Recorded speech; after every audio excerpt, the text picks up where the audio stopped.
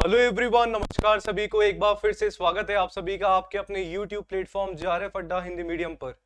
क्या आप सभी के भी दिमाग में ये क्वेश्चन अभी बहुत ज्यादा घूम रहा है कि क्या हमारा यूजीसी नेट का जो आपका सर्टिफिकेट आता है वो एक साल के लिए ही वैलिड रहने वाला है, एक साल के लिए ही जो है काम में रहेगा? क्या उसके बाद जो है हमें वापस से नेट का एग्जाम देना पड़ेगा एक साल के बाद?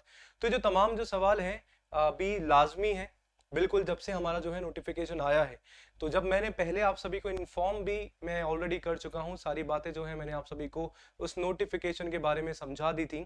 अभी फिर एक छोटा सा डाउट जो है हमारा निकल के सामने आता है कि क्या सर ये यूजीसी नेट का सर्टिफिकेट है अब एक साल तक ही हमारा वैलिड रहने वाला है क्या? तो बेटा इसका आंसर जो है मैं आप सभी को तथ्यों और आपके जो फैक्ट्स हैं, आपका जो यूजीसी नेट का हमारा जो नोटिफिकेशन आया है उसके अनुसार जो है मैं आप सभी को देने वाला हूं।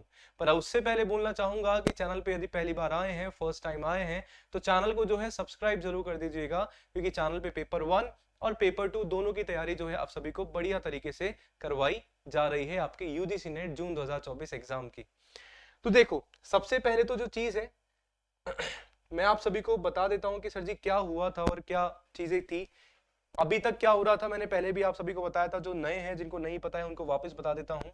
हमारे पास एक नोटिस आया है और नोटिस में बोला गया है कि अभी तक जो है आप सभी का जो नेट का हमारा जो रिजल्ट था, दो कैटेगरी दो श्रेणियों में हमारा आता था। एक तो आपका जेआरएफ और एक आपका नेट का। अब से जो होगा आपका तीन कैटेगरी में आएगा, एक तो आपका जेआरएफ हो गया, एक आपका नेट हो गया, और तीसरी कैटेगरी जो है आप सभी के लिए पीएचडी की हो जाती है। ठीक है सर जी, इतना बात हमें पता है। पर अभी ये कंफ्यूजन कहां से क्रिएट हो गया कि सर जी एक साल के लिए हमारा नेट वैलिड रहेगा? देखो ऐसा कुछ भी नहीं है, सुनी सुनाई बातों पे आप सभी को ध्यान में नहीं देना है। जो एक साल के लिए आपका बताया गया है वो आपका केवल और केवल पीएचडी वाली कैटेगरी के लिए बोला गया है कि ठीक है, कि यदि आपको पीएचडी में एनरोल करना है किसी भी यूनिवर्सिटी में, तो नेट का रिजल्ट आने से एक साल तक जो है आप लोग अप्लाई कर पाओगे, केवल और केवल इस कैटेगरी के लिए। आपका जो जेआरएफ वो 3 साल के लिए रहता है वो एज इट इज रहेगा। नेट आपका जो जिंदगी भर रहता है, जिंदगी के साथ भी और जिंदगी के बाद भी, वो वैसा ही आप सभी का होने वाला है।